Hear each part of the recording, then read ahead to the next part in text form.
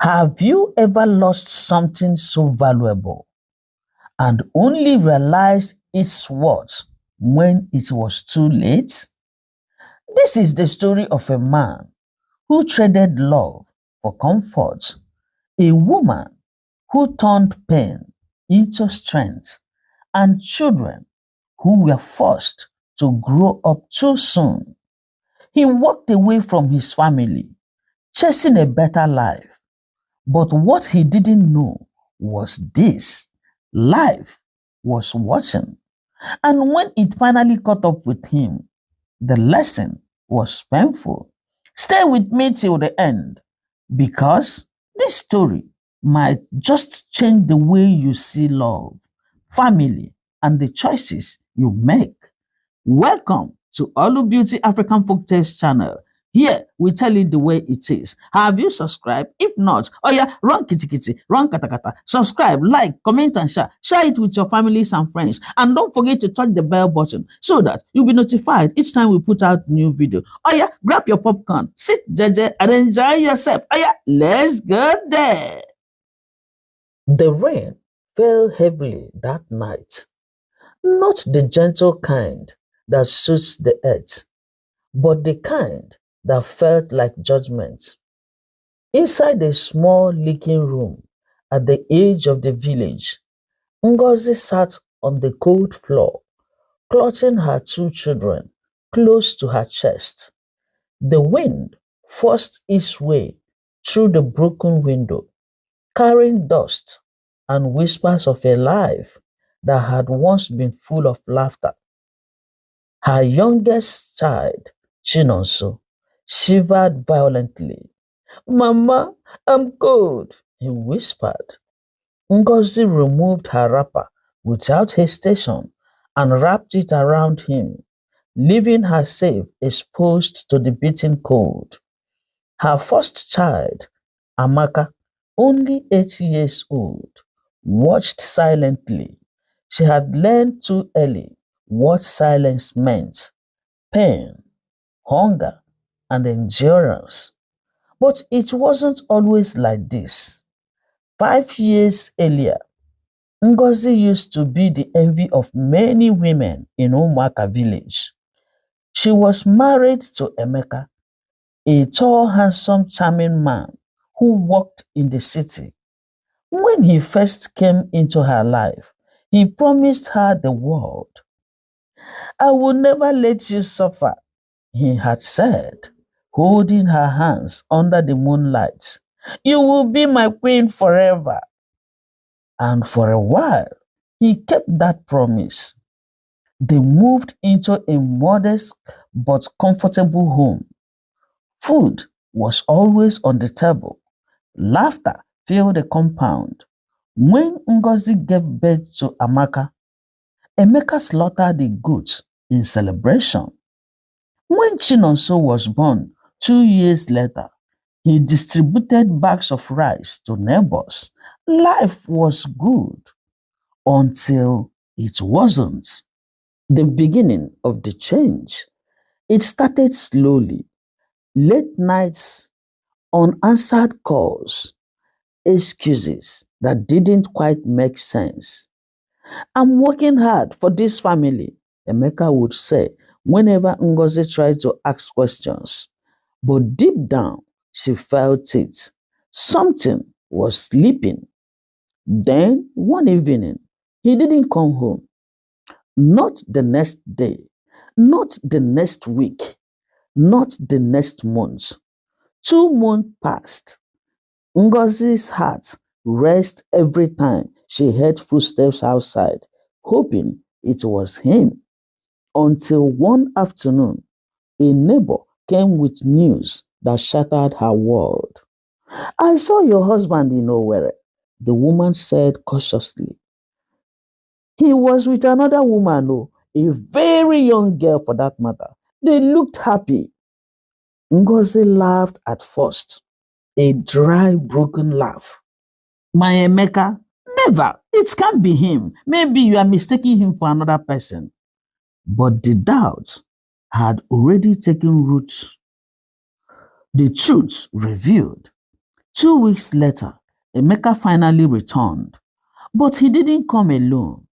He walked into the compound with a fair, light-skinned girl, no older than 22 years old, very beautiful, dressed in expensive clothes Ngozi had never owned in her life. This is Sandra, Emeka announced casually. She will be staying with us, he said. Ngozi blinked, thinking she hadn't heard properly. Staying with us? She repeated slowly. Yes, he said, dropping his bag. Things have changed, as you can see, he told her. The air grew heavy. Amaka clung to her mother's wrapper. Chinonso began to cry. Ngozi stepped forward, her voice trembling, and he said, Emeka, what are you saying? He looked at her. No, through her, like she no longer existed. I'm tired of struggling, he said coldly. Sandra understands me. Her family has connections. I have opportunities with her now. Okay? Ngozi's knees nearly gave way. What about your children? She asked, her voice breaking. Emeka sighed, clearly irritated. I will send money when I can. When you can? She repeated in disbelief. Sandra let out a soft laugh, brushing invisible dust off her dress. This place is too small anyway, she muttered. That was the moment Ngozi realized she had already been replaced. 3 days later, Emeka packed his things. He didn't look back. He didn't hug his children. He didn't apologize. He simply left. And with him, he took everything. The money stopped. The food ran out. The landlord began to knock. Ngozi sold her jewelry, then her clothes, then the small furniture they had. But survival became a daily battle.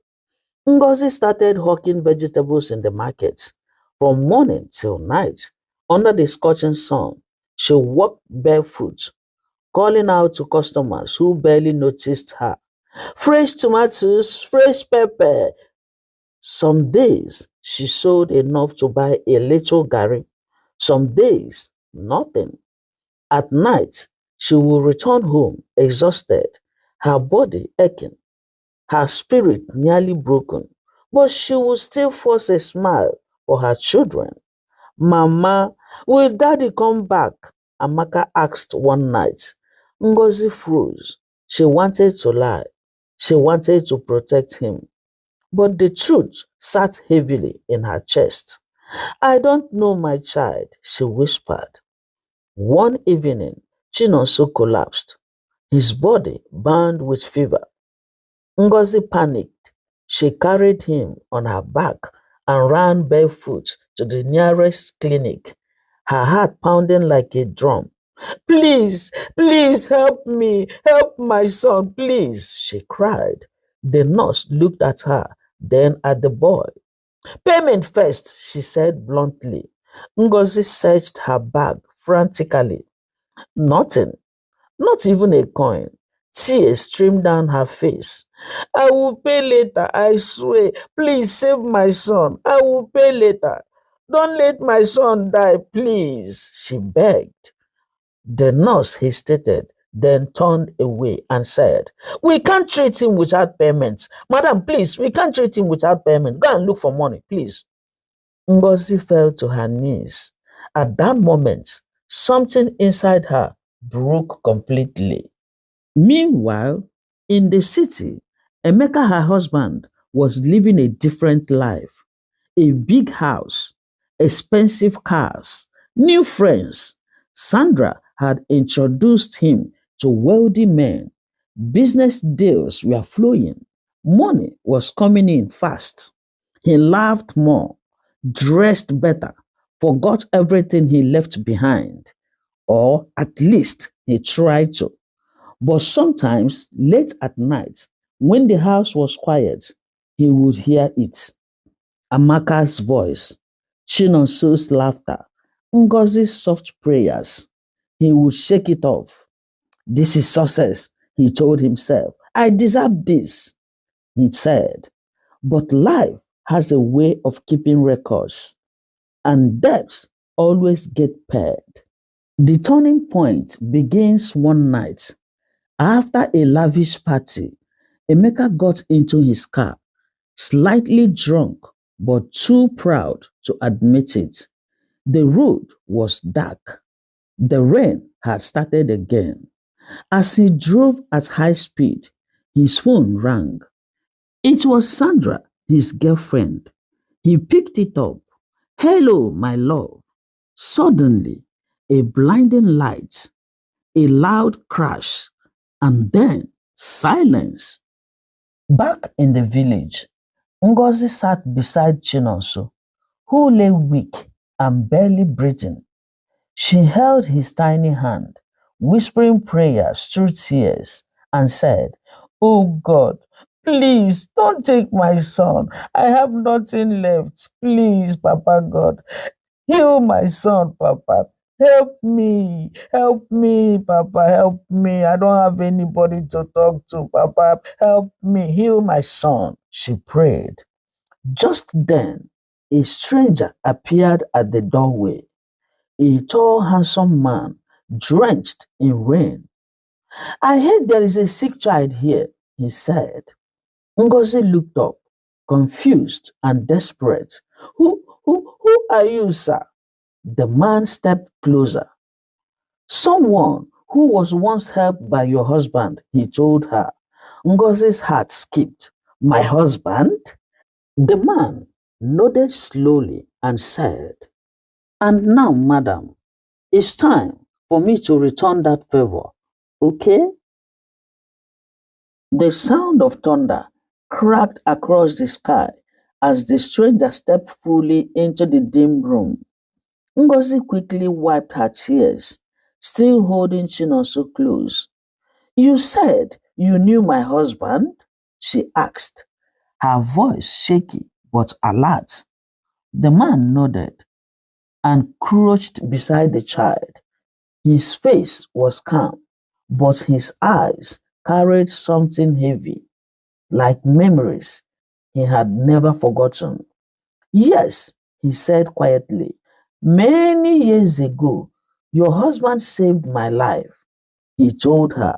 Ngozi frowned and said, Saved your life? The man gently placed his palm on Chinonso's forehead. Feeling the heat, he said, We don't have time to explain everything now. This boy needs help urgently. Please, let's hurry. Without waiting for permission, he turned towards the door and shouted into the rain, saying, Bring the car closer. Ngozi's eyes widened. Car?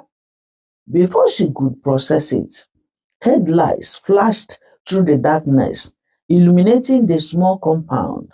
A sleek black vehicle pulled up right in front of her leaking house, something the villagers had never seen stop there before.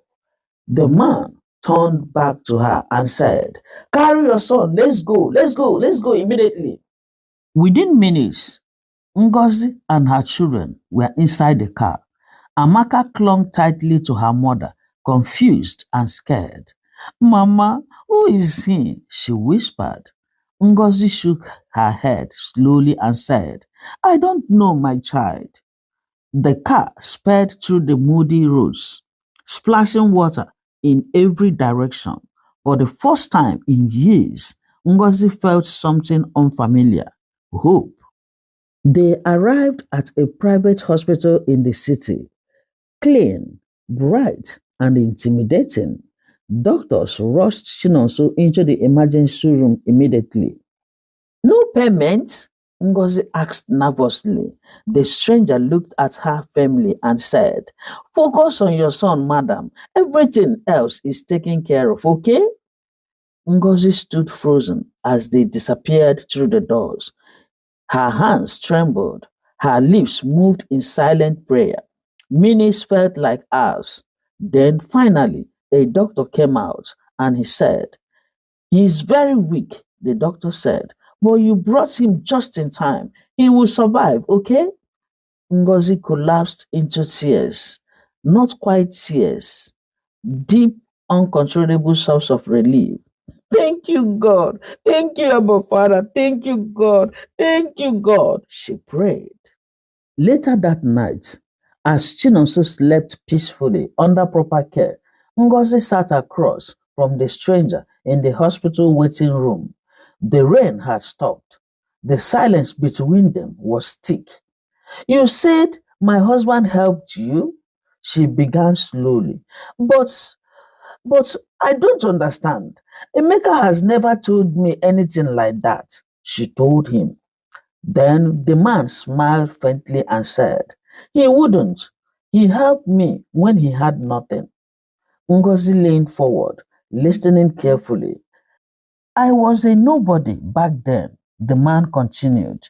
No money, no family, no direction. One night, I was beaten and left on the road, almost dead, he said. Ngozi's eyes widened, and the man continued. Your husband found me. He didn't know me. He had no reason to help me, but he carried me, took me to a clinic, and paid with the little money he had. Ngozi covered her mouth in shock, and the man continued. He saved my life, the man said firmly. And that day, I made a promise to myself that if I ever succeeded, I will repay that kindness.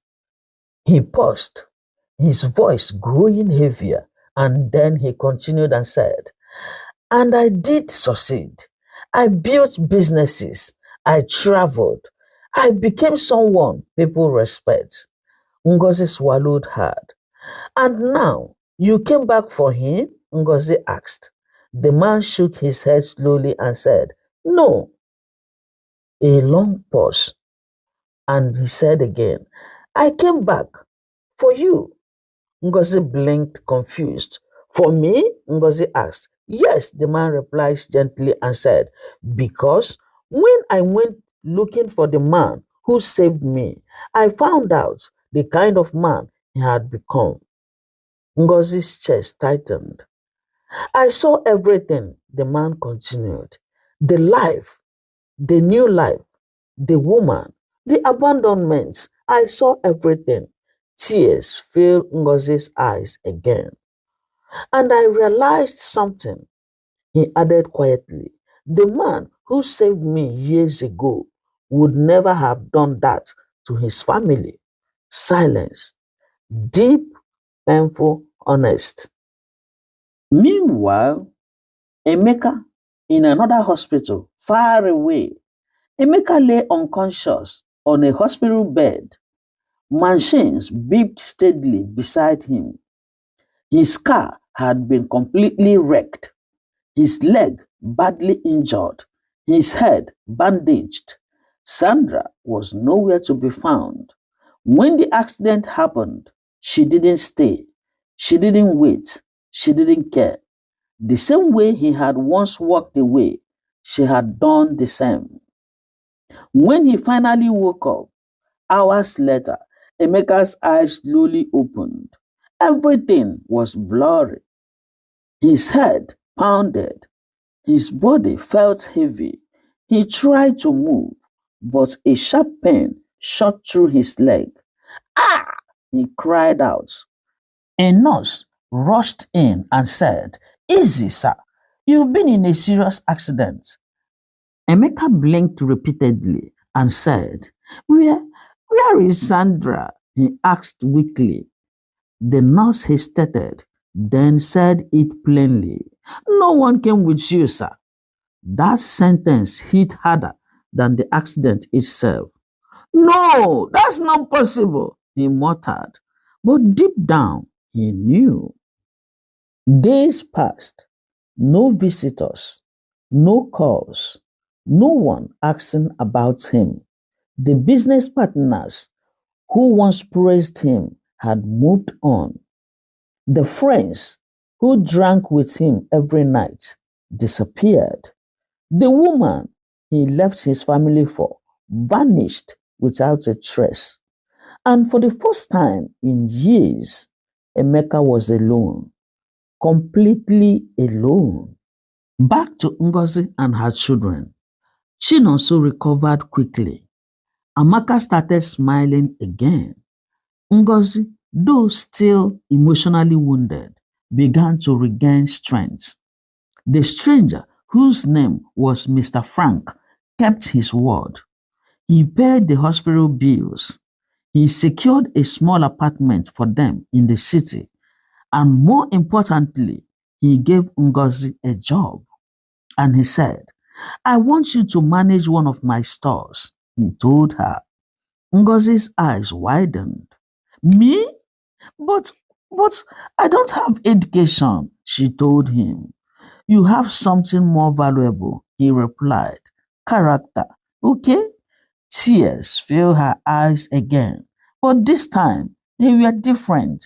They carried dignity. One afternoon, as Ngozi arranged goods neatly in the store, a customer walked in. She looked up casually and froze. Her heart stopped. Her breath caught in her throat. Standing at the entrance, weak, limping, broken, was Emeka, her husband. He looked nothing like the man who left. No confidence, no pride, no arrogance, just regret. Deep, heavy regret. Their eyes met, and in that moment, everything they had ever shared came rushing back. The air inside the shop grew heavy. Ngozi couldn't move. Her fingers tightened around the fabric she was arranging, but her strength slowly faded as memories flooded back. Pain, hunger, tears, betrayal. Emeka stood at the entrance, leaning slightly on a walking stick, broken, not just physically, but completely. For a moment, neither of them spoke. Then finally, Ngozi, he called, his voice weak, almost unrecognizable. The sound of her name from his lips sent a sharp sting through her chest. She swallowed hard and said, What are you doing here? She asked quietly, her tone controlled but cold. Emeka took a slow step forward and said, I, I, I've been looking for you, he said. Ngozi let out a short, bitter laugh. Hey, looking for me? She repeated. After how many years? She said. Her eyes burned, not with tears this time, but with restrained anger. Do you know what we went through? She continued, her voice rising slightly. Do you know what your children suffered? Emeka lowered his head in shame and said, I know, he whispered. No, you don't, Ngozi snapped. Her voice echoed through the shop. Customers turned, workers paused, but she didn't care anymore. You were not there when your son was dying, she cried. You were not there when we had no food. You were not there when I begged strangers just to survive. Where were you? She asked, her chest heavy. Years of pain finally finding its voice. Tears rolled down Emeka's cheeks. Real tears this time around. Not pride, not excuses, just regrets. I lost everything, he said slowly. Ngozi's expression didn't change. That woman, she left me, he continued. My friends disappeared. My business collapsed. He paused, his voice breaking. I thought I had found a better life, but I destroyed the only life that mattered. Silence. Then he looked up at her, his eyes pleading. Please, please, my love, forgive me. Eh? Your words. At that moment, two small voices came from behind the counter. Mama, who is that? Ngozi turned.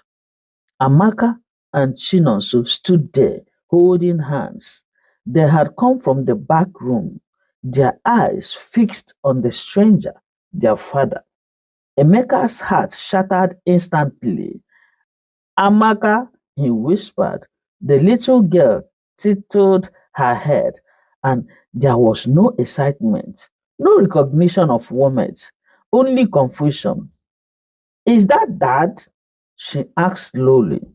The word daddy sounded unfamiliar on her tongue, like something she had once known but forgotten. Emeka broke down completely. He fell to his knees despite the pain in his leg. I am sorry. I am sorry, he cried. I am so, so sorry. Chinonso hid behind his sister. Amaka held him tightly. They didn't run to him. They didn't smile. And that hurt more than anything else. Ngozi watched everything in silence. Her heart was torn in two. One part remembered love, the other remembered pain. She stepped forward slowly. Stand up, she said firmly. Emeka struggled but obeyed. Their eyes met again. You are not the man I married, Ngozi said. Her voice was calm now, but powerful. The man I married was kind, responsible, loving, she said. She paused. You became someone else, someone I do not recognize, she told him. Emeka nodded slowly, unable to argue. But listen carefully, she continued. If life has truly changed you, then prove it. He looked up, hope flickering in his eyes. How? He asked. Ngozi took a deep breath and then said, You will not come back into our life as a husband, she said. That sentence landed like thunder. Emeka froze. But, she added, glancing at the children, you can earn your place as a father, she told him. Tears streamed down his face again. That is, if they accept you. That was what she told him. Days turned into weeks. Weeks turned into months. Emeka didn't disappear this time. He showed up every single day, even when the children ignored him. He stayed. Even when they refused to talk, he remained patient. He helped quietly. He worked humbly. He changed slowly but truly. Amaka was the first to soften. One day, she handed him a bottle of water. Don't go again, she said simply. Emeka couldn't speak. He just nodded, tears falling freely. Chinonso followed later with a shy smile, and Ngozi. She watched, not with blind love, but with wisdom. Finally, life had taught Emeka a painful lesson that success without family is emptiness, that betrayal has consequences, and that forgiveness is not given, it is earned. Ngozi, once broken and abandoned, became a symbol of strength, not because she didn't feel pain, but because she rose above it. Thank you for watching. This is where our story ends. But before we round it up, let's look into the moral lessons we pick from this story. Never trade genuine love for temporary comforts. Every action has consequences, good or bad. True success includes family, not just wealth. Forgiveness is powerful, but trust must be rebuilt. Hard times can reveal your true strength. In conclusion, life has a way of teaching us lessons we refuse to learn the easy way. Emeka thought success meant money, comfort, and status, but he forgot that true wealth is found in the people who stand by you when you have nothing. Ngozi's story reminds us that pain does not define us. No matter how broken life leaves you, you can rise again with dignity, strength, and purpose. And the children, They teach us something even deeper, that our actions don't just affect us, they shape the hearts and futures of those who depend on us. Before you walk away from the people who love you, before you make choices you cannot undo, ask yourself, is it really worth it?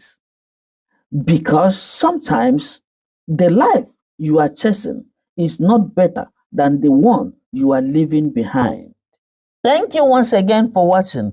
Please, if this story touched your heart, don't keep it to yourself. Like this video, share it with someone who needs to hear this message today, and subscribe to the channel for more powerful life-changing stories. And don't forget to touch the bell button so that you'll be notified each time we put out new video. Also, drop a comment below. Do you think Ngozi made the right decision? Could you ever forgive like she did? Leave your answers in the comment section. Your voice matters. Your story matters. See you in the next one. God bless you all. Love you. Bye bye. Mwah.